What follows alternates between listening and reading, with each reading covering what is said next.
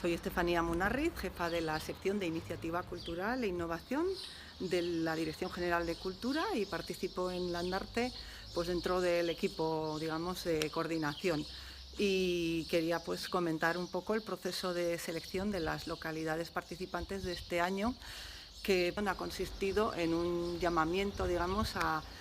través de los agentes de desarrollo local de toda Navarra. Se les ha explicado a fondo en qué consiste el programa, se les ha comentado exactamente cuáles eran sus objetivos y luego pues se han recogido pues un número bastante elevado de propuestas, cerca de 50, que posteriormente se han tratado a través de una serie de criterios ya establecidos previamente y conocidos por todas estas personas,